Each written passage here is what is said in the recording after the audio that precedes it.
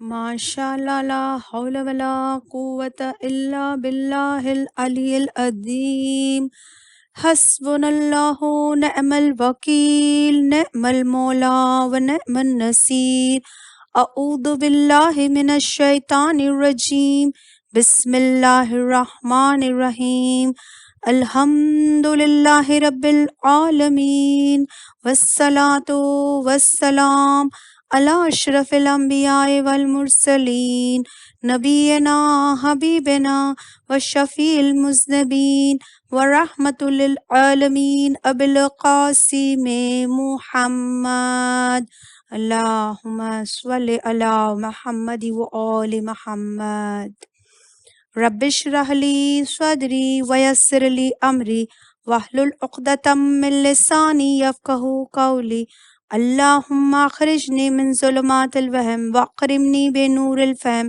اللہم افتح علینا ابواب رحمتک وانصر علینا خزائنک علومک برحمتک یا ارحم الراحمین اللہم صل علی محمد وآل محمد وعجل فرجهم اللہم قل ولیک الحجۃ ابن الحسن صلواتک علیہ وعلی آبائہ فی ہذہ الساعة وفی کل ساعة ولییا وحافظا وقائدا وناصرا ودلیلا وعینا حتی تسکنہ ارضک طوعا وتمتعہ فیہا طویلا اللہم صل علی محمد وآل محمد وعجل فرجهم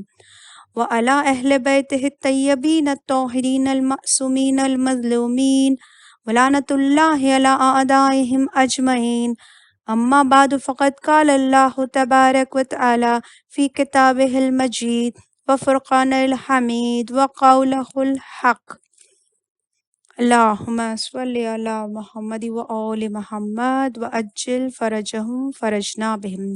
شروع کرتی ہوں اللہ کے نام سے جو بڑا مہربان نہایت رحم کرنے والا ہے۔ کنیزان فاطمہ زہرا سلام اللہ علیہا، السلام علیکم ورحمۃ اللہ وبرکاتہ۔ عزیزان گرامی، درس کی ابتدا میں آئیے پروردگار عالم کا شکر ادا کرتے ہیں جس نے ہمیں اس درس کی توفیق عنایت عطا فرمائی ہے۔ آغازی مجلس میں مولا حسین علیہ السلام کے دعائے عرفہ کے جملے آپ سب کی سماعتوں کی نذر ہے۔ مولا حسین علیہ السلام فرماتے ہیں کہ تمام حمد ہے اس خدا کے لیے جو پاک ہے، بلند ہے۔ بار الہا تیری تسبیح ساتوں آسمان اور زمین، ان کے درمیان جو کچھ موجود ہے وہ سب تیری تسبیح کرتے ہیں۔ اور جو امام علیہ السلام ارشاد فرما رہے ہیں وہی قرآن بھی کہہ رہا ہے کہ کائنات میں ہر شے خدا کی تسبیح کرتی ہے۔ چھوٹے چھوٹے بچے، یہ بچیاں جو ہے وہ سوال کر سکتی ہے، ہمیں تو سنائی نہیں دیتی، تسبیح کی آواز ہمیں سنائی نہیں دیتی۔ دیکھیے عزیزان گرامی، تسبیح دو طرح کی ہوتی ہے۔ علماء بیان کرتے ہیں کہ ایک ہے تسبیح تخوینی، یہ ہے کہ کائنات میں جتنی چیزیں ہیں خدا نے خلق کی ہے جسے وہ اس کے اشارے قدرت پر جس کے لیے اس نے خلق کیا تھا وہ کام کر رہے ہیں۔ مثلاً چاند، سورج خدا نے خلق کیا، اور جو خدا نے ان کو جو راستہ مقرر کر دیا گیا کہ سورج مشرق سے طلوع ہوتا ہے مغرب میں ڈوبتا ہے، سورج اور چاند زمین کی حرکتیں دن و رات موسم بنتے ہیں، یہ خدا کے مقرر کیے ہوئے راستے پر چل رہے ہیں، یہ خدا کی اطاعت کر رہے ہیں، یہ تسبیح تخوینی ہے۔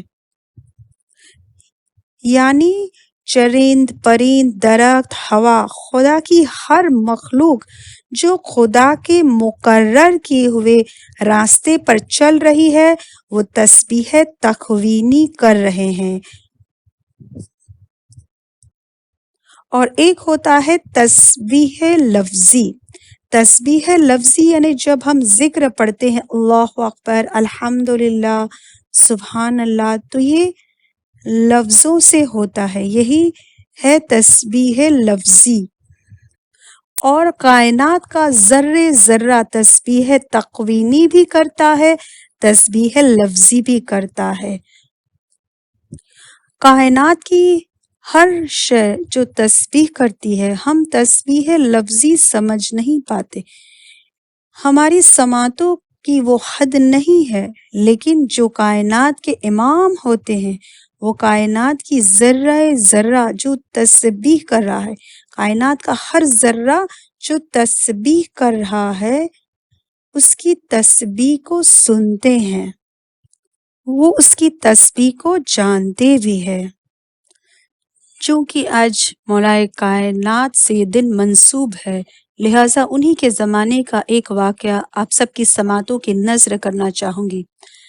مولا علی علیہ السلام کے پاس ایک یہودی عالم آیا اور آ کے کہتا ہے کہ مجھے آپ سے چند سوال کرنے ہیں، اگر آپ نے اس کا جواب دے دیا تو ہماری پوری قوم، ہمارا پورا قبیلہ اسلام لے آئے گا، ہم مسلمان ہو جائیں گے۔ یہ عالم اکیلا نہیں تھا، یہ 5 افراد پر مشتمل ایک گروہ تھا، ایک پینل تھی، 5 لوگ آئے تھے، اور اس لیے آئے تھے کہ جو نشانیاں توریت میں ان کے پاس لکھی ہے، اگر ہمیں ان کا جواب مل جاتا ہے تو یقیناً یہ دین حق ہے۔ مولا کے پاس آ کر کہتے ہیں کہ اگر آپ نے ہمارے سوالوں کا جواب دے دیا تو ہمارا قبیلہ جو ہے وہ اسلام لے آئے گا۔ مولا کائنات نے فرمایا تمہارے سوالوں کا جواب تو تمہیں مل جائے گا، لیکن قسم کھاؤ کہ پھر اس کے بعد اسلام قبول کر لو گے۔ انہوں نے کہا کہ ہم قسم کھاتے ہیں کہ اگر توریت کے حساب سے ہمیں ہمارے سوالوں کے جواب مل گئے تو ہم ایمان لے آئیں گے۔ تو مولا نے کہا پوچھو؟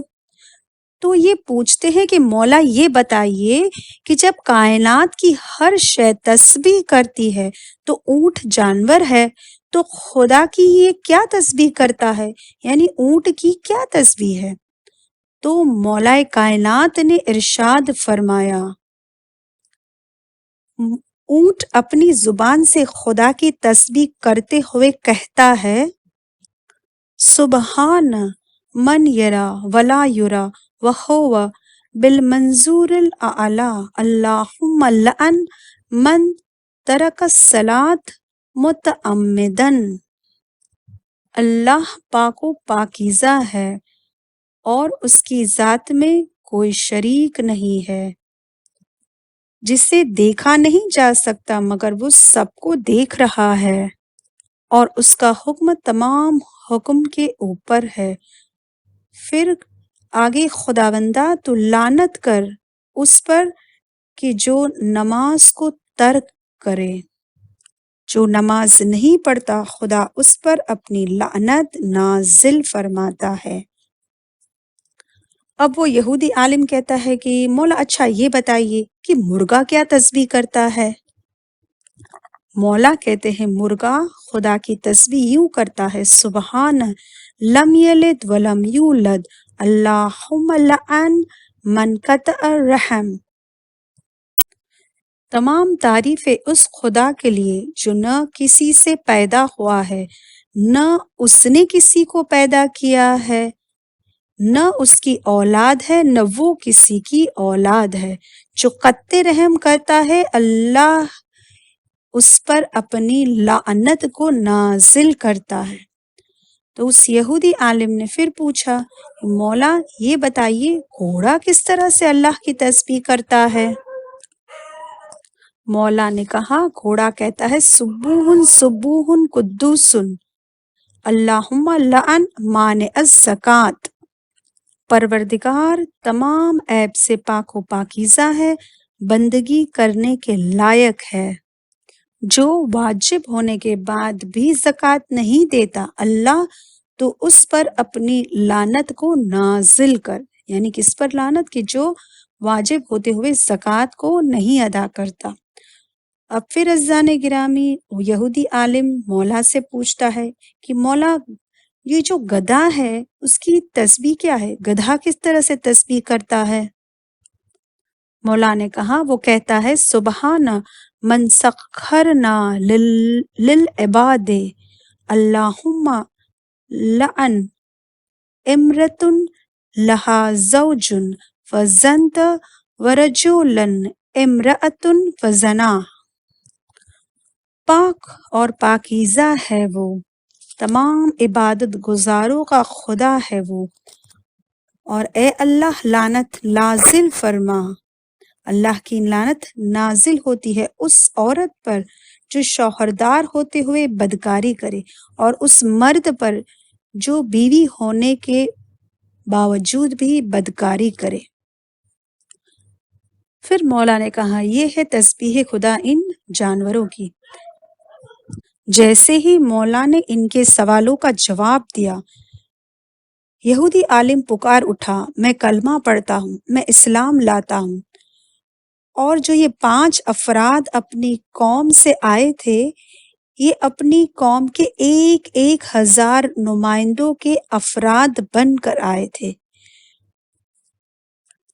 مولا کی زبان سے یہ تسبیح سن کر کہ کس طرح حیوان یہ جانور تسبیح کرتے ہیں، یہ پورے کے پورے 5,000 افراد اسلام لے آئے، وہ مسلمان بن گئے۔ اللہم صلی علی محمد و آل محمد و اجل فرجہم فرجنا بہم۔ آئیے ہم بھی دعا کریں کہ پروردگار مولا کائنات کے علم کا واسطہ ہمیں بھی علم کامل، عمل کامل، تقوی کامل، حکمت کامل عنایت تا فرمانا۔ عزیزان گرامی جنت اور جہنم، جنت جہنم نام کی جو کتاب ہے اس میں تمام حیوان کی تسبیح دی گئی ہے، یعنی اگر ہم بھی یہ جاننا چاہتے ہیں کہ یہ تو صرف 2-4 حیوانوں کی بات ہوئی، لیکن جو پرندے ہیں طوطا اور دوسرے جو پرندے ہیں اور دوسرے تمام وہ حیوان چاہے وہ ہاتھی ہو یا چیتا ہو، یہ تمام کی تمام کی جو تسبیح وہ اللہ کی کرتے ہیں وہ اس کتاب جنت جہنم میں آپ کو مل جائے گی۔ یقیناً آپ ہر ایک کی تسبیح پڑھیے گا، آپ کو بہت انشاءاللہ لطف محسوس ہوگا۔ یہ کتنے الگ الگ پرندے، کتنے الگ الگ حیوان پروردگار عالم نے خلق کیے ہیں، اور وہ کس طرح سے تسبیح کرتے ہیں، اپنی عبادتوں میں خدا کو کیسے پکارتے ہیں۔ یقیناً یہ جملے ہماری معرفت میں اضافہ کریں گے۔ مولا کائنات علی ابن ابی طالب علیہ السلام قرآن کے بارے میں فرماتے ہیں کہ قرآن علماء کی پیاس بجھانے والا، فقیہ کے دلوں کی بہار، نیکوکاروں کے لیے درمیانی راستہ، اور ایسی دوا جس میں شفا ہی شفا ہے۔ آج ہم قرآن کے متعلق مولا کائنات کی حدیث کو سماعت فرماتے ہیں کہ حضرت امیر المومنین علیہ السلام نے فرمایا قرآن کریم کی تلاوت سے ایمان میں اضافہ ہوتا ہے۔ سبحان اللہ، کون کہہ رہا ہے؟ خل ایمان مولا کائنات کہہ رہے ہیں۔ مولا کہتے ہیں کہ قرآن کریم کی تلاوت سے ایمان میں اضافہ ہوتا ہے۔ ذرا ٹھہرے، یہاں رک کر غور و فکر کرے، اپنے قلب سے، اپنے دل سے پوچھے کیا ہم قرآن کو آج جو ہر روز پڑھ رہے ہیں، کیا ایک ایک آیت سے ہمارے دل میں ایمان میں اضافہ ہو رہا ہے؟ کیا ہمارا ایمان بڑھ رہا ہے؟ کیا دل میں ہمارے ایمان میں اضافہ ہو رہا ہے؟ عزیزان گرامی مولا کہہ رہے ہیں یقیناً عزیزان گرامی، اس لیے بہت ضروری ہے کہ ہم قرآن کو صرف اور صرف پڑھے ہی نہیں، مگر قرآن کی تلاوت یعنی قرآن کو ہم ترجمے کے ساتھ پڑھیں، تفسیر کے ساتھ پڑھیں، اس پر غور و فکر کریں، تب عمل کریں، تب جا کر ہمارے دل میں ایمان میں اضافہ ہوگا۔ تو اس غیبت کے دور میں جہاں زمانے کے امام کی غیبت کا دور چل رہا ہے، ہم جانتے ہیں کہ ایسے مشکل ترین وقت میں ایمان کو سنبھالنا اور ایمان کی حفاظت کتنا مشکل ہے۔ تو آئیے دعا کریں کہ پروردگار عالم ہمیں زیادہ سے زیادہ قرآن پڑھنے کی توفیق عنایت عطا فرمائے، جس سے ہمارے ایمان کی حفاظت بھی ہو اور ہمارے ایمان میں اضافہ ہو جائے۔ اللہم صلی علی محمد و آل محمد و عجل فرجہم۔ عزیزان گرامی، کل تک ہم نے سورہ قدر کے 45 فوائد کو سماعت فرمایا تھا۔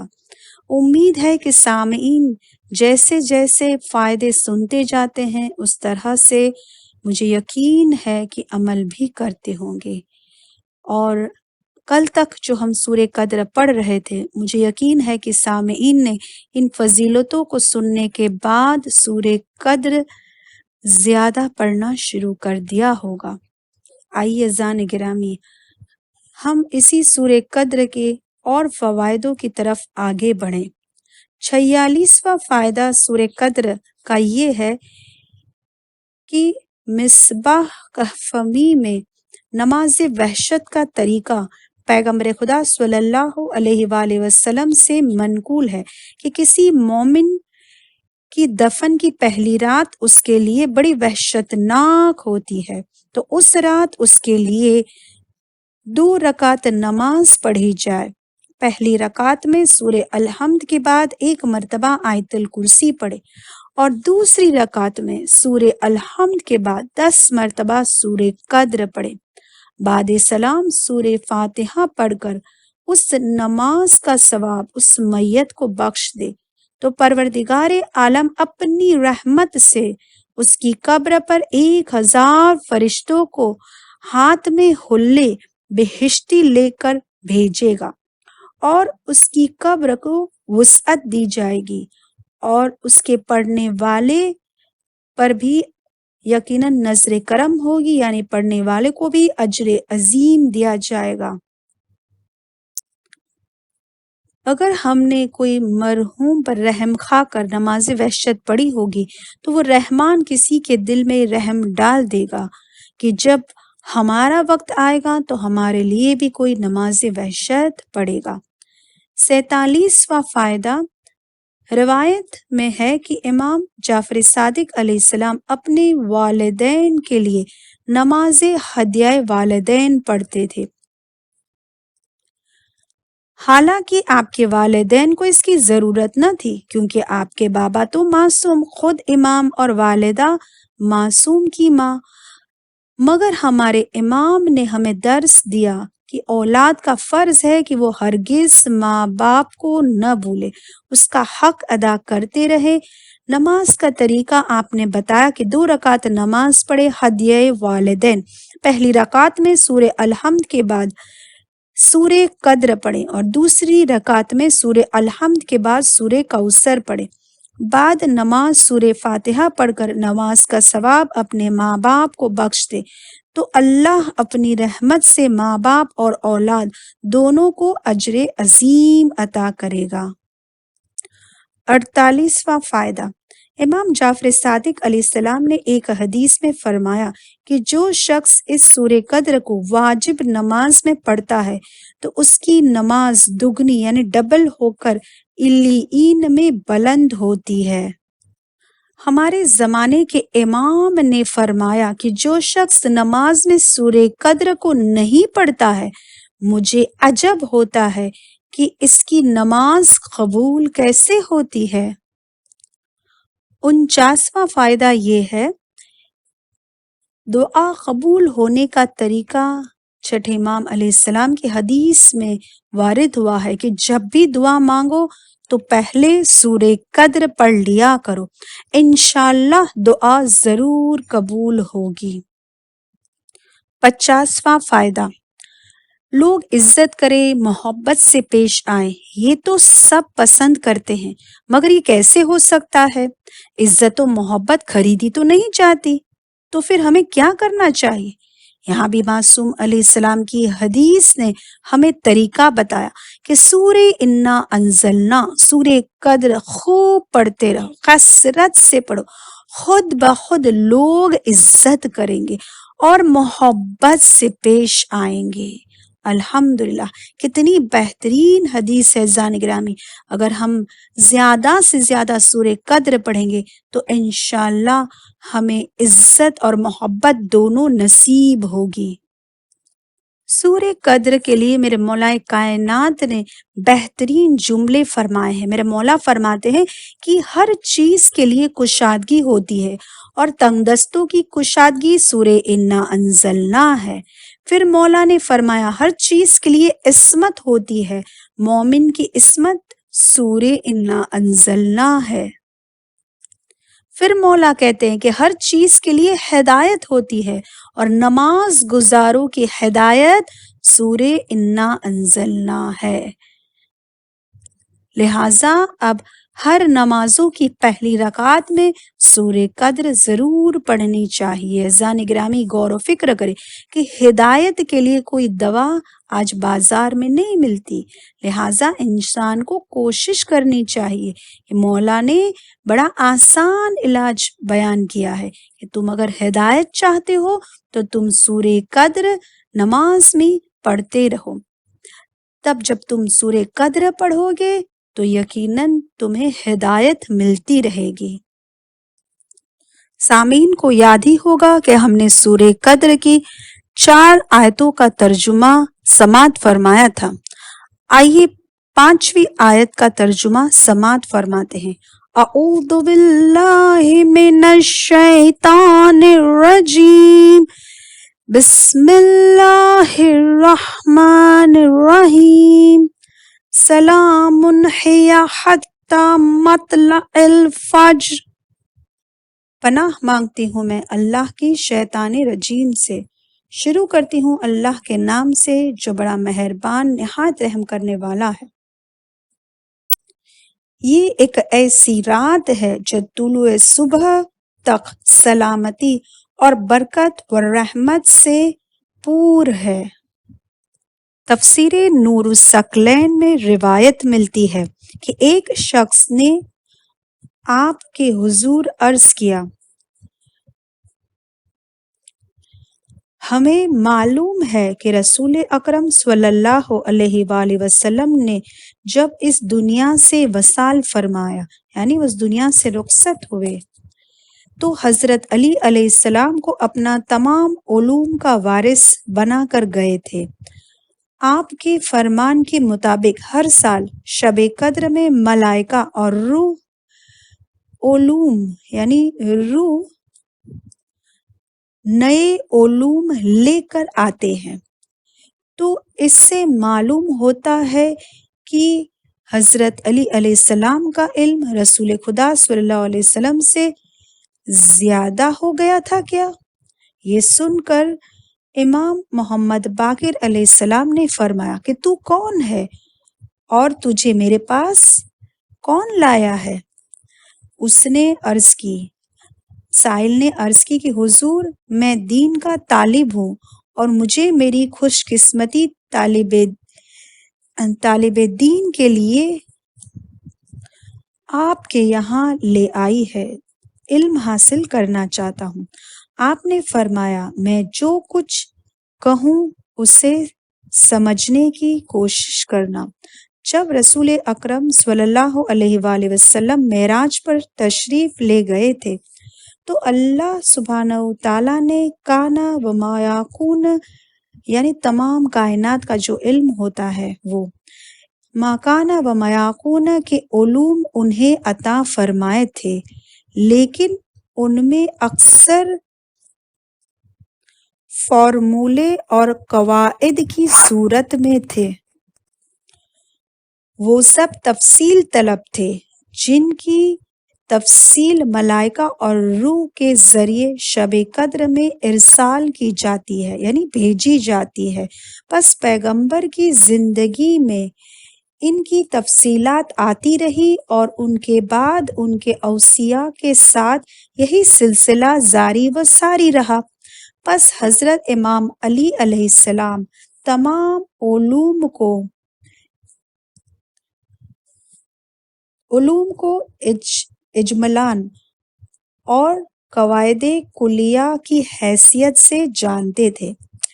عزیزان گرامی، اجملاً یعنی ان شارٹ، اور قواعد کلیہ یعنی ایسے قانون کے جو سب پر چلتے ہیں، یعنی یہ ساری چیزیں مولائے کائنات جو ہے وہ جانتے تھے، لیکن ان کی تفصیلات شب قدر میں اللہ کی طرف سے ملائکہ لاتے رہے، اور اس طرح یہی حال باقی ائمہ کے ساتھ رہا ہے کہ فرشتے اللہ کی طرف سے تفصیلات لاتے رہے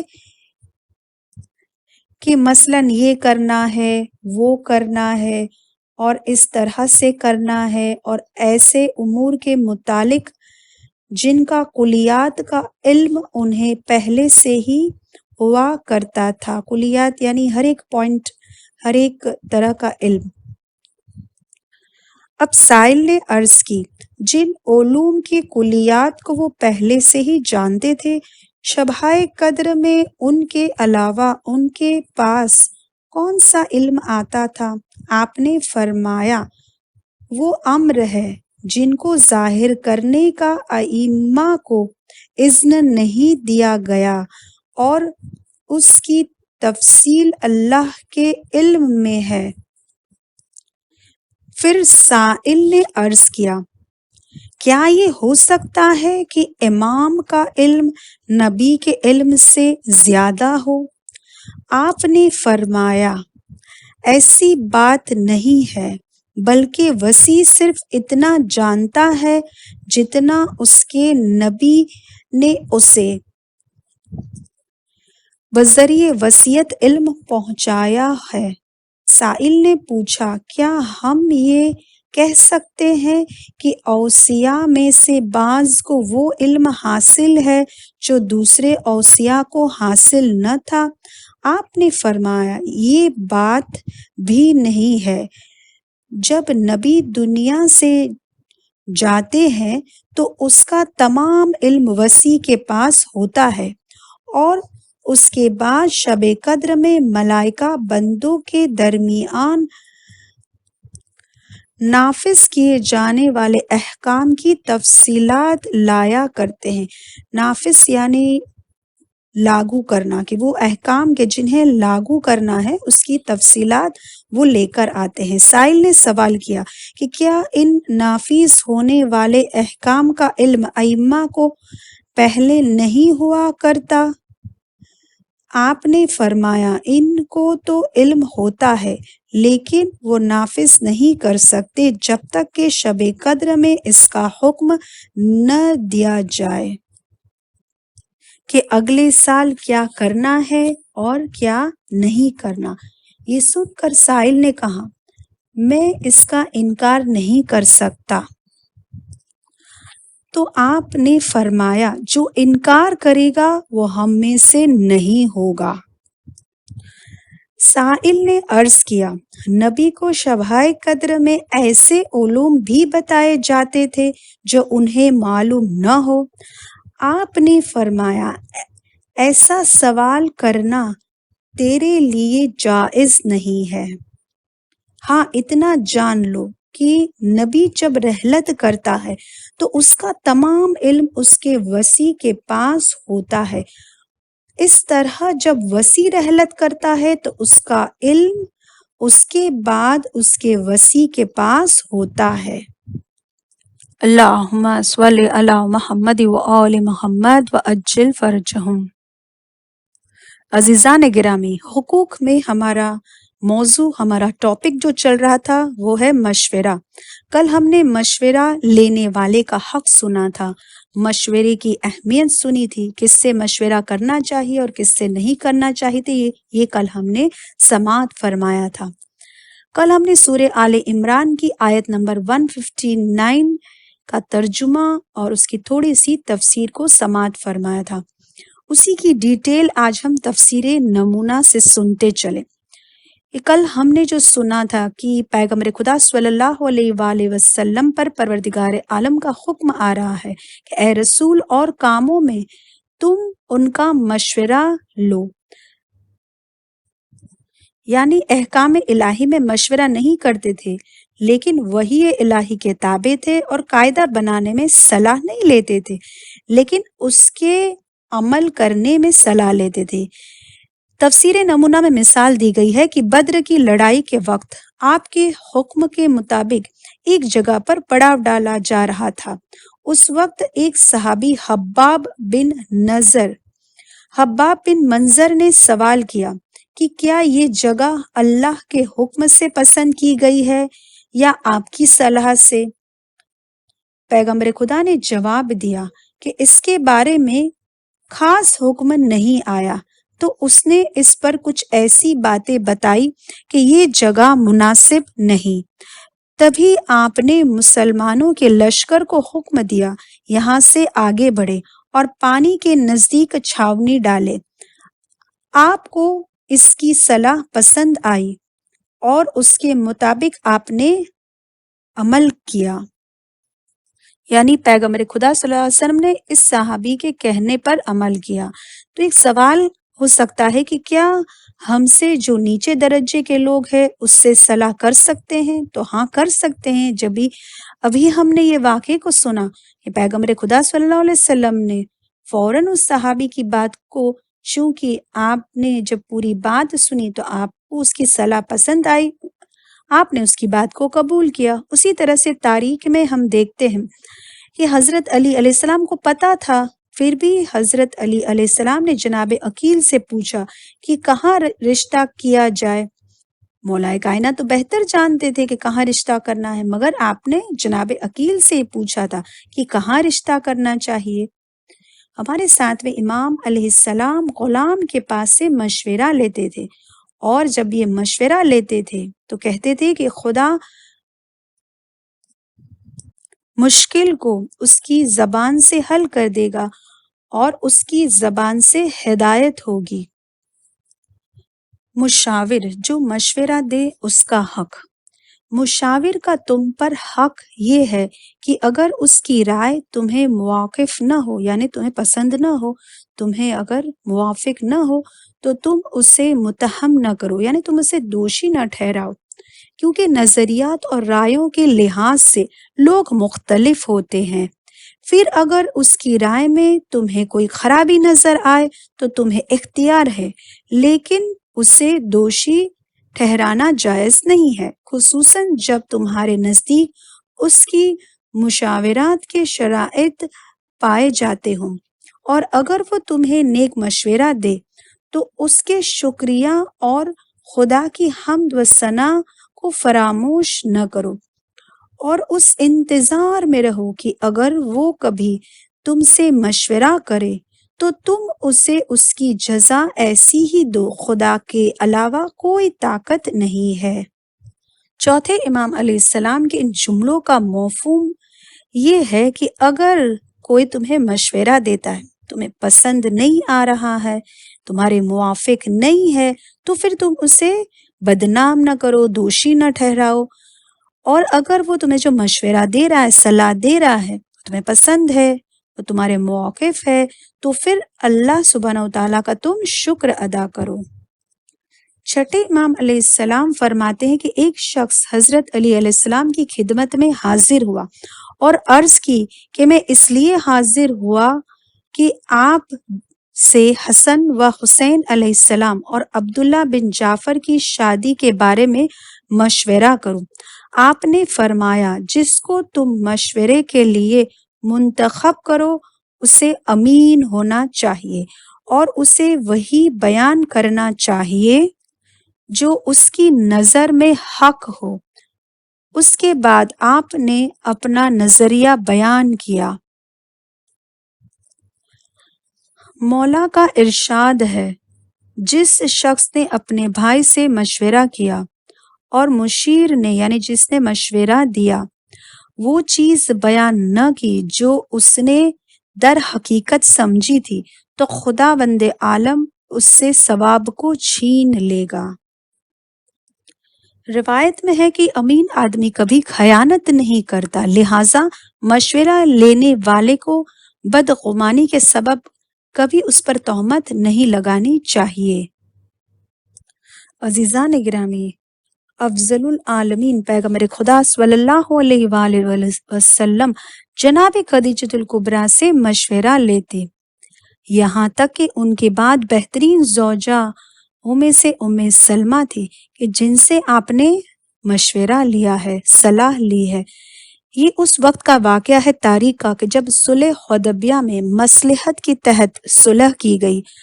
عمر مفردہ کے لیے احرام سب نے پہن لیا ہے عزیزان گرامی، اور مہاجر اور انصار میں سے عورتیں بھی تھی۔ یہ سفر میں عورتیں بھی تھی اور ساتھیوں کی تعداد 1500 کی تھی۔ قریش نے سہل بن عمر کو پیغمبر خدا کی خدمت میں بھیجا اور یہ تقاضا کیا کہ مکے میں داخل نہ ہو، یہاں سے واپس چلے جائیں، تاکہ عرب والے یہ نہ کہیں کہ وہ طاقت کے بل پر مکے میں داخل ہوئے ہیں۔ اس پروگرام کو آئندہ سال تک موقوف کر دے۔ پیغمبر خدا نے صلح کے احترام اور خون ریزی سے بچنے کے لیے اس پیشکش کو قبول کر لیا۔ وہ مسلمانوں کی بھلائی چاہتے تھے۔ پیغمبر خدا نے اللہ کی مصلحت سے صلح کی تو احرام تو پہن چکے تھے، اب احرام یعنی جانور کی قربانی، تقصیر، بال منڈوانے اس کے بعد اترتا ہے، تو پیغمبر خدا نے اس کا حکم دیا۔ جب تمام مسلمانوں کے یہ حکم سننے کے بعد ہوش اڑ گئے۔ جب یہ لوگ 313 تھے تب ہم جیتے تھے، اب اتنا بڑا لشکر اور صلح کی جائے، یعنی سارے مسلمان اب آپ کے حکم پر عمل نہیں کر رہے۔ یہ دیکھ کر پیغمبر خدا نے کہا کہ یہ لوگ تو میری بات پر عمل نہیں کر رہے۔ اس وقت جناب سلمہ نے کہا کہ یہ صلح کو اتنی آسانی سے قبول نہیں کریں گے۔ اے اللہ کے رسول، آپ پہلے قربانی کرو اور تقصیر کرو، کسی سے کچھ بھی نہ کہو۔ بس پیغمبر خدا نے سلمہ کی اس مشورے کو، اس صلاح کو پسند فرمایا۔ آپ گئے باہر اور آپ نے فوراً قربانی کی، آپ نے تقصیر کی۔ جب اللہ کے رسول کو یہ کرتے ہوئے دیکھا تو پھر سب نے اس پر عمل کیا۔ تو تاریخ کا یہ واقعہ بتاتا ہے کہ پیغمبر خدا صلی اللہ علیہ وسلم نے سلمہ کے مشوروں کو پسند کیا تو اس پر عمل کیا۔ بس پروردگار عالم ہمیں اس علم پر عمل کرنے کی توفیق عنایت عطا فرمائے۔ بس عزیزان گرامی، یقیناً 19ویں ماہ رمضان کی رات وہ رات تھی کہ جب جناب کلثوم سلام اللہ نے کیا دیکھا، مولائے کائنات اضطراب، بے چینی اور اتنے زیادہ خوف خدا سے کانپ رہے ہیں کہ جناب کلثوم کہتی ہے کہ میں نے دیکھا وضو کر کے نماز میں مشغول ہو گئے، کبھی سجدوں کو طول دیتے ہیں، کبھی رکوع کو۔ ایسی خوف خدا سے حالت ہے کہ کبھی آسمان پر نظر کرتے ہیں، پھر مصلی پر آ کر عبادت میں مشغول ہو جاتے ہیں۔ جب میں نے یہ حالت دیکھی تو کہا، بابا آج کیا بات ہے؟ میں دیکھتی ہوں آپ کو کسی طرح سے چین نہیں آتا۔ آپ نے فرمایا، بیٹا بڑے بڑے ہولناک مقام میں اپنے آپ کو ڈالا، بڑے بڑے پہلوانوں سے مقابلہ کیا، مگر کبھی خوف نہ ہوا۔ مگر بیٹی آج کی رات ہی کچھ ایسی ہے، دل بے چین ہے۔ انا للہ و انا الیہ راجعون۔ یہ بات بابا کی سن کر میں رونے لگی۔ پھر بابا نماز میں مشغول ہو گئے۔ رات کے تیسرے حصے میں آپ نے پھر نیا وضو کیا، لباس پہنا۔ آپ جب گھر سے نکل رہے تھے تو گھر میں کچھ بطخیں پلی ہوئی تھی۔ حضرت کو دیکھ کر یہ بطخیں آپ کے پاس ارد گرد جمع ہو گئی، شور کرنے لگی، بار بار اپنی منقار اور چونچ سے حضرت کا دامن کھینچتی ہے۔ اس مقام کو میں دیکھ رہی تھی۔ پھر مولا فرماتے ہیں کہ بیٹی تمہیں میری حق کی قسم دیتا ہوں، ان بطخوں کا خیال کرنا، ان کو کھانا پانی دینا، اور اگر نہ ہو سکے تو آزاد کر دینا۔ یہ بے زبان ہے مگر تمہارے قیدی ہے۔ پھر مولا کہتے ہیں کہ اب اس گھر سے رونے اور ماتم کی آواز بلند ہوگی، بس علی علیہ السلام کے سوگوارو، یہ آپ کے مولا کا پہلا ماتم تھا، یہی پہلی تشییع جنازہ تھی کہ جو بے زبان بدقیں کر رہی تھی۔ بس بس عزادارو، مولا مسجد میں تشریف لاتے ہیں، سونے والوں کو جگایا، قاتل کو ہوشیار کیا، گلدستے پر جا کر آخری اذان دے کر اہل کوفہ کو رخصت کر دیا، قاتل کے پاس آ کر کہنے لگے کہ نماز کو ادا کر۔ ہائے عزادارو، میرے مولا نہیں چاہتے تھے کہ اس کی نماز رہ جائے، بس مولا کے سوگوارو، مولا نے یہاں نماز کو شروع کیا۔ ابن ملجم لعنت ہو، حالت نماز میں جب مولا کو دیکھا، ہائے وہ زہر آلودہ تلوار اٹھائی، ہائے میرے مولا کے سر پر دے ماری، مولا کا سر شگافتہ ہو گیا، خون کا فوارہ بہنے لگا، عالم میں تلاطم برپا ہوا، مسجد کے دروازے ٹکرانے لگے، آسمان میں تہلکہ مچ گیا۔ عزادارو، امام حسن اور امام حسین جب مسجد کی طرف پہنچے، ہائے نمازی سر پیٹ رہے ہیں، مسجد ہل رہی ہے، در و دیوار سے صدائے بلند ہے، اور مولا خاک اٹھا کر سر پر رکھ کر کہتے جاتے ہیں فزت برب الکعبہ۔ ہائے عزادارو، امام حسن نے بابا کے سر کو آغوش پہ لے لیا، آنکھوں سے آنسو جاری ہے۔ امام نے آنکھ کھول کر کہا بیٹا صبر کرو، ابھی تمہیں بڑی مصیبتیں اٹھانی ہے، بس یہاں نماز کا حکم دیا گیا، اور اس کے بعد ایک چادر میں مولا کو لٹا کر گھر کی طرف لے گئے، مسجد سے گھر کی طرف۔ ہائے مولا کا زندہ جنازہ جا رہا ہے، ہائے عزادارو، شور بلند ہے، مگر جیسے ہی گھر نزدیک آیا، ایک مرتبہ مولا کہتے ہیں بیٹا دوستوں سے کہو اب تکلیف نہ لے، علی سے مل چکے، اپنے اپنے گھر چلے جائے۔ سب نے روتے روتے عرض کی مولا ایسا کیوں فرماتے، یہ آخری خدمتیں کر لینے دیجیے، جی بھر کر آپ کی زیارت کر لیں۔ ہائے غیرت دار، مولا کہتے ہیں کہ خانے فاطمہ زہرا نزدیک آ گیا، فاطمہ زہرا کی بیٹیاں میرے ماتم میں نوحہ کرتی ہوں گی، میں نہیں چاہتا میری زندگی میں زینب کلثوم کی آواز نامحرم سنے۔ ہائے عزادارو، مولا کو کتنا خیال تھا، مگر کہتی ہوں نہ جانے خدا کی کیا مصلحت تھی، یہی بیٹیاں کوفہ و شام کے بازار میں اس شان سے پھرائی گئی کہ منادی آگے آگے بڑھ کر پکار رہا ہے اے اہل کوفہ و شام، جسے تماشا دیکھنا ہو دیکھ لو، آج رسول کی نواسیاں علی و فاطمہ کی بیٹیاں ہمارے شہر میں قید ہو کر آئی ہے۔ ہاں عزادارو، مولا تڑپ رہے ہیں، آج مسجد مولا سے خالی نظر آ رہی ہے، اور گھر پر بھی پہرا نظر آ رہا ہے، ہائے سارے دوستوں کا مجمع ہے، اور امام حسن امام حسین سب سر پٹک پٹک کر رو رہے ہیں، محمد حنفیہ، ہاں یہ سب رو رہے ہیں۔ ہائے زہر نے وہ اثر دکھایا ہے، سر شگافتہ ہوا ہے، زخم پر پٹی بندھی ہوئی ہے، زہر کے اثر سے آپ کا رنگ بدل گیا ہے، مولا کے چہرے کا رنگ زرد ہو گیا ہے، بار بار گش پر گش آ رہے ہیں۔ ہائے عزادارو، اسے دیکھ کر امام حسن رو رہے ہیں، امام حسین علیہ السلام اتنا رو رہے ہیں عزادارو کہ روتے روتے آپ کی آنکھوں کے نیچے زخم پڑ گئے، تو مولا نے کہا اے حسین، ارے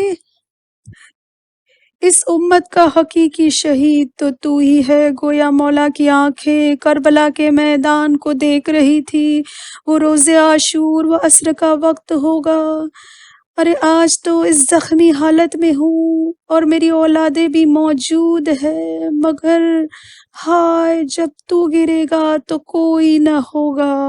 اللہ लअनतुल्लाहि अलल कौमिज़ ज़ालिमीन इन्ना लिल्लाहि व इन्ना इलैहि राजिऊन रज़न बिक़ज़ाए तस्लीमन लिअम्रिह बिस्मिल्लाहिर्रहमानिर्रहीम या अल्लाह या रहमान या रहीम या मुक़ल्लिबल क़ुलूब सब्बित क़ल्बी अला दीनिक अल्लाहुम्मा सल्लि अला मुहम्मद व आले मोहम्मद।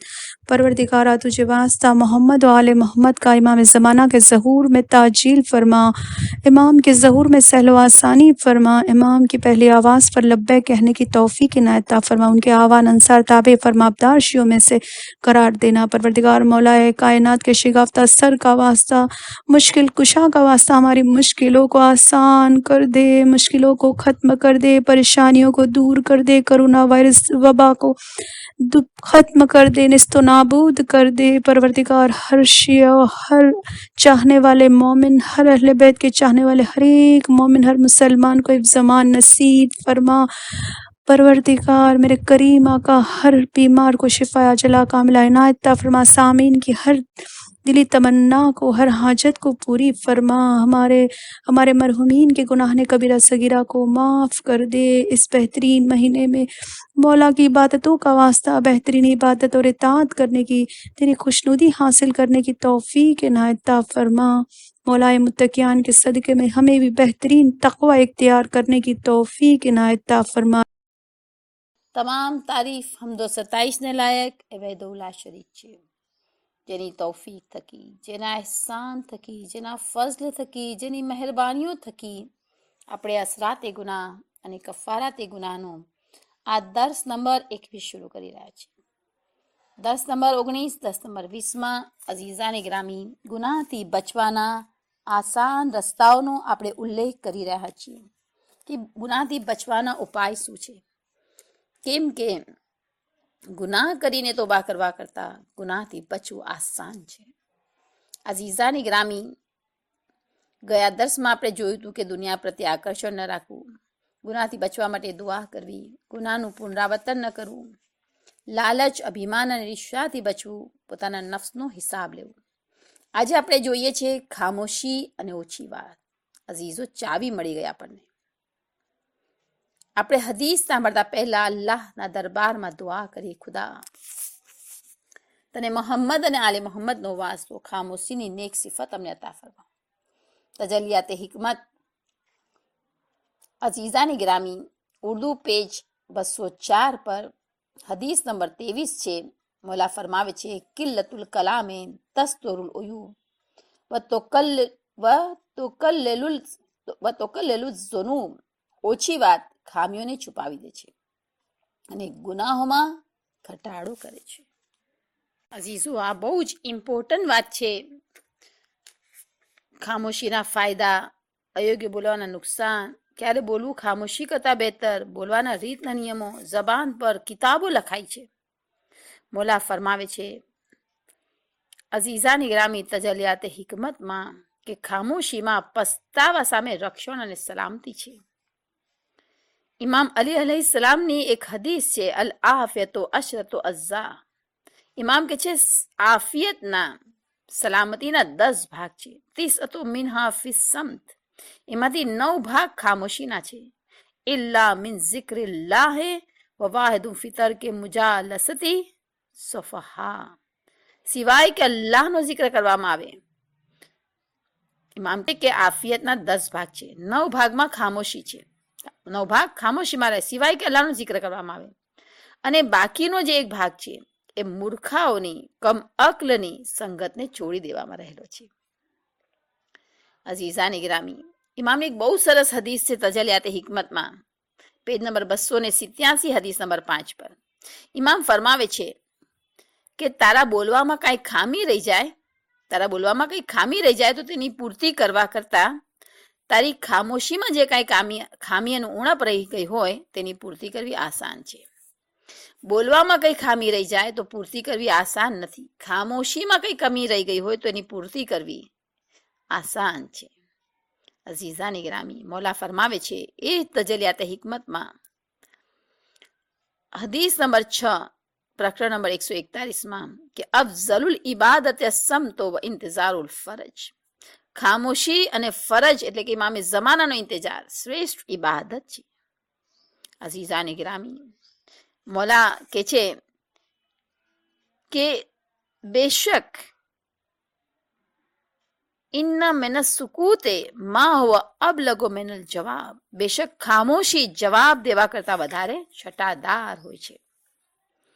મોલા સાહેબની એક બીજી હદીસ છે, પણ તજલિયાતે હિકમતની જ છે.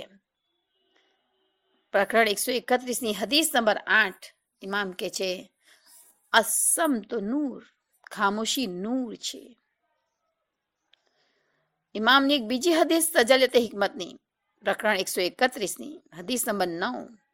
લા હાફિઝ અહફઝુ મિન અસમત, ખામોશીથી વધારે રક્ષણ કરનાર બીજું કોઈ રક્ષક નથી. અલ્લાહુ અકબર, હું કુરબાન જાઉં મારા મોલા પર. એક એક હદીસ એવી છે, ક્યાંક મોલા કે છે ખામોશી નૂર છે, ક્યાંક કે છે ખામોશીથી વધારે રક્ષણ કરનારું બીજું કોઈ રક્ષક નથી, ક્યાંક કે છે કે બેશક ખામોશી જવાબ દેવા કરતા વધારે છટાદાર. ક્યારેક કીધું કે ખામોશી અને ફરજનો ઇંતજાર શ્રેષ્ઠ ઇબાદત છે, ક્યાંક કીધું કે ખામોશીમાં પસ્તાવા સામે રક્ષણ અને સલામતી છે. અઝીઝો, આપણે ગૌર કરવું જોઈએ હદીસો પર. ઇમામ અલ ઇસ્લામ કહે છે જેની ખામોશી વધી ગઈ એણે એવો પ્રભાવ, એવો રોગ મેળવી લીધો જે તેને ફાયદો પહોંચાડે છે, અને એવી વહેશત મેળવી લીધી જે તેને કદી નુકસાન નથી પહોંચાડતી.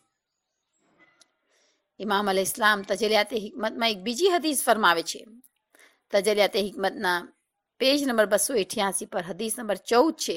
અસમતો ફી અવાનિહી ખૈરુ મિનલ મંતિકે ફી ગૈર અવાનિ, યોગ્ય સમયે ખામોશી અયોગ્ય સમય બોલવા કરતા બહેતર છે. યોગ્ય સમયે અપનાવેલી ખામોશી એ અયોગ્ય સમયે જ્યારે ન બોલવું જોઈએ ત્યારે બોલવા કરતા બહેતર છે. ઇમામ કહે છે કિલ્લતુલ કલામે તસ્તુરુલ ઉયુબ તો કલ્લુલ ઝુનૂબ, ઓછું બોલવું ખામીઓને છુપાવી દે છે અને ગુનાની માત્રાને ઘટાડી દે છે. અઝીઝાને ગ્રામી, ઇમામ અલ ઇસ્લામ તજલિયાતે હિકમતમાં એક ઓર હદીસ છે. હદીસ નંબર 16 પ્રકરણ નંબર 131 ઇમામ કે છે અસમતો યુક્સિબુ કુલ વકાર વ યકફીક મઉનતલ એતઝાર, ખામોશી પ્રભાવ લઈને આવે છે અને માફી માંગવાની શર્મિંદગીથી બચાવી લે છે. પછી અઝીઝાની ગ્રામી ઇમામ બહુ એક સરસ હદીસ કે છે. પ્રકરણ નંબર 131 તજલિયાતે હિકમત હદીસ નંબર 17. અસમતો ઝૈનુલ ઇલ્મ, ઇમામ કે છે ખામોશી ઇલ્મનો શણગાર છે. વ ઉન્વાનુલ હિલ્મ, અને હિલ્મ એટલે કે સહનશીલતાનું ઉન્વાન છે, કે શીર્ષક છે. ખામોશી ઇલ્મનો શણગાર છે અને હિલ્મનું શીર્ષક છે. તજલિયાતે હિકમતના પેજ નંબર 131 પર 18 નંબરની હદીસમાં ઇમામ કે છે અસમતો વકારુ અલ હજરુ આરુ, ખામોશી પ્રભાવ છે અને વધારે બોલવું શરમજનક છે. ઇમામ કહે છે બહુ જ નાના શબ્દોમાં અઝીઝાની ગ્રામી દરિયો સમાવી દીધો છે મટકામાં, ગાગરમાં. ઇમામ કહે છે 131 નંબરના પ્રકરણ તજલિયાતે હિકમતની હદીસ નંબર 19 ઉસ્મુત તસ્લમ, ખામોશ રહો સલામત રહેશો, ચૂપ રહો તમે સલામત રહેશો. અઝીઝાની ગ્રામી, ઇમામ એક હદીસમાં કહે છે, જે હદીસ નંબર 20 છે તજલિયાતે હિકમતની પ્રકરણ 131.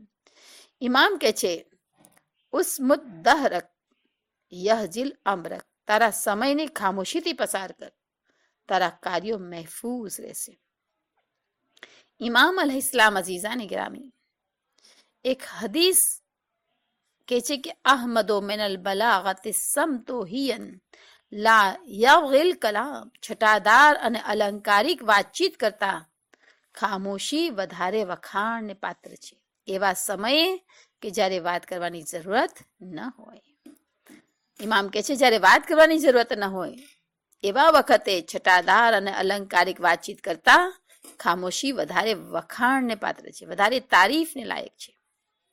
અઝીઝાની ગ્રામી, ઇમામ ફરમાવે છે તજલિયાતે હિકમતની એક હદીસ છે, હદીસ નંબર 22 પ્રકરણ નંબર 131 પર, કે રક્ષણ આપતી ખામોશી ઠપકા પાત્ર વાતચીત કરતા બહેતર છે. જે ખામોશી આપણને રક્ષણ આપે, જે વાતચીત પછી ઠપકો સાંભળવો પડે એના કરતા બહેતર છે. તે હિકમતની હદીસ નંબર 23 આપણે જોઈએ. પ્રકરણ 131 ઇમામ અલી અલૈહિસ સલામ ફરમાવે છે સમતુલ જાહિલ સિત્રો, જાહિલની ખામોશી એનો પડદો છે. જાહિલની ખામોશી એનો પડદો છે. તજેલાતે હિકમતની હદીસ નંબર 24 છે. પ્રકરણ 131. ઇમામ ફરમાવે છે, સમતુક હત્તા તુસ્તંતક અજમલો મિન નુતકેક હત્તા તુસ્કત. તારી ખામોશી જેના પછી તારી સાથે વાત કરવાની ઈચ્છા કરવામાં આવે. તું ચૂપ રહે અને લોકો તારી સાથે વાત કરવાની ઈચ્છા કરે. ઇમામ કહે છે તારી ખામોશી જેના પછી તારી સાથે વાત કરવાની ઈચ્છા કરવામાં આવે તે તારી એવી વાતચીત કરતા બહેતર છે જેના પછી તને ખામોશ કરી દેવામાં આવે. કેટલી મોટી વાત છે. આપણે ખામોશ રહ્યા, હવે આપણા સાથે વાત કરવાની ઈચ્છા વ્યક્ત કરવામાં આવે છે, એ બહેતર છે એવી વાતચીત કરતા કે જ્યારે આપણને ખામોશ કરી દેવામાં આવે. અઝીઝાની ગ્રામી, ખામોશી જેના અંતે પ્રશંસા કરવામાં આવે તેવી વાતચીત કરતા બહેતર છે કે જેના પછી ટીકા કરવામાં આવે. ઇમામે અઝીઝાની ગ્રામી કેટલું સરસ રીતે સમજાવ્યું છે. સમતુ તુહમદો આકિબતુહુ ખૈર મિન કલામિન તો ઝમ્મો મગબ્બતુહુ. ખામોશી જેના અંતે પ્રશંસા કરવામાં આવે, ખામોશી કે જેના અંતે પ્રશંસા કરવામાં આવે, તારીફ કરવામાં આવે તેવી વાતચીત કરતા બહેતર છે કે જેના પછી ટીકા નિંદા કરવામાં આવે. અઝીઝો, તજલિયાતે હિકમતની હદીસ નંબર 23 છે. પ્રકરણ 131 છે, જેમાં ઇમામ ફરમાવે છે કે ખામોશી જે તને પ્રભાવ લાવી આપે તેવી વાતચીત કરતા બહેતર છે કે જે તારા માટે શરમજનક હોય. ઇમામ અલી ઇસ્લામની એક હદીસ છે મિઝાનુલ હિકમતમાં. હદીસ નંબર છે 16174. મિઝાનુલ હિકમત ઉર્દુનો ભાગ નંબર છે 7. ઇમામ ફરમાવે છે બુરાઈઓનો પડદો ખામોશી છે. બુરાઈઓનો પડદો ખામોશી છે. ઇમામ અલી ઇબ્ન અબી તાલિબ અલૈહિસ સલામ ફરમાવે છે મિઝાનુલ હિકમતની હદીસ નંબર 10825 છે કે મોટે ભાગે ખામોશ રહો, તેનાથી તમારી વિચાર શક્તિ વધશે. અઝીઝો, મિઝાનુલ હિકમતમાં અલ્લાહના રસૂલની એક હદીસ મળે છે. રસૂલ ખુદા સલ્લલ્લાહુ અલૈહિ વસલ્લમ ઇરશાદ ફરમાવે છે કે બહુ વધારે ખામોશ રહો, કારણ કે તે શૈતાનને ભગાડે છે અને તમને દીનના કાર્યોમાં સહાયક બને છે. શૈતાન ભાગશે તો ગુનાહ ઓટોમેટિકલી ઓછા થઈ જશે. રસૂલ ફરમાવે છે બહુ વધારે ખામોશ રહો, કારણ કે તે શૈતાનને ભગાડે છે અને દીનના કાર્યોમાં સહાયક બને છે. અઝીઝાની ગ્રામી, કાયનાત અલી ઇબ્ન અબી તાલિબ અલૈહિસ સલામ ઇરશાદ ફરમાવે છે મન કલ્લ કલામહુ કલ્લત આસામહુ. જેને વાતચીત ઓછી કરી નાખી એના ગુનાહ ઓછા થઈ ગયા. ગુનાહથી બચવાનો બેસ્ટ રસ્તો અઝીઝાની ગ્રામી ખામોશી છે. એના માટે પ્રેક્ટિસ કરવી પડશે, કેમ કે આપણે કોઈ દિવસ આપણા નફસી સુધારણા કરવા તરફ વિચાર્યું ના હોય. જીભને અઝીઝાની ગ્રામી આઝાદ ઘોડાની જેમ છોડી દીધી હોય તો હવે એને કંટ્રોલ કરવી પડશે. મોલા ફરમાવે છે અકલિલ કલામા તમનિલ મલામ. વાત ઓછી કર, નિંદા ઠપકોને નામોશીથી બચી જઈશ. મોલા ફરમાવે છે કે મુસલમાન જ્યાં સુધી ખામોશ રહે છે, મુસલમાન જ્યાં સુધી ખામોશ રહે છે એને નેક લખવામાં આવે છે. બસ જ્યારે તે વાત કરવા લાગે છે તો તેને નેક અથવા બદ જે રીતની વાત કરશે એ પ્રમાણે લખવામાં આવશે. અઝીઝો, મોલા ઇસ્લામ ફરમાવે છે કે ઘણી બધી વાતો એવી હોય છે કે એના કરતાં ચૂપ રહેવું બહેતર હોય છે. અઝીઝો, મોલા ઇસ્લામ ફરમાવે છે કમ મિન ઇન્સાનિન અહલકહુ લિસાન. કેટલા એવા ઇન્સાન છે જેને જબાને હલાક કરી નાખ્યા. અઝીઝો, જબાનથી થતા ગુનાહની એક લાંબી ફહેરિસ્ત છે. પરવરદિગાર આલમથી આપણે દુઆ કરીએ, એ ખુદા તને મોહમ્મદ અને આલે મોહમ્મદનો વાસ્તો, પરવરદિગાર અમે અમારી જબાનને તારી પનાહમાં સોંપીએ છીએ. અમને ખામોશ રહેવાની તોફીક આપ, ઓછી વાત કરવાની તોફીક આપ. જ્યાં જરૂરત હોય દીન માટે, નેકીના કામમાં આ જબાનને વાપરવાની તોફીક આપ. પરવરદિગાર તને મોહમ્મદ અને આલે મોહમ્મદનો વાસ્તો ગુનાહોની જિલ્લતથી બચાવીને પરવરદિગાર તારી ફરમાબરદારીની ઇજ્જત નસીબ ફરમાઓ. હર મરીઝને સફા અતા ફરમાઓ. પરવરદિગાર બિછડેલાઓને મેળવી દે, રૂઠેલાઓને મનાવી દે, મરીઝને શિફા આપી દે, મરહૂમની મગફિરત ફરમાવી દે, ખાલી ગોદને આબાદ કરી દે, ગરીબને તંગદસ્ત કરી દે, કર્જદારના કર્જને અદા કરી દે. ખુદા અમારી તમામ તર તોફીકાતને بدھاری دے تاری تمام توفیقات نے ہمارا شامل حال کر تاکہ ہمیں علم عمل میدان میں آگے بڑھی سکے. ربنا تقبل منا انک انت السمیع العلیم. سبحان ربک رب العزت عما یصفون والسلام علی المرسلین والحمد للہ رب العالمین برحمتک یا ارحم الراحمین. اللہم صل علی محمد وعلی محمد وعجل فرجهم.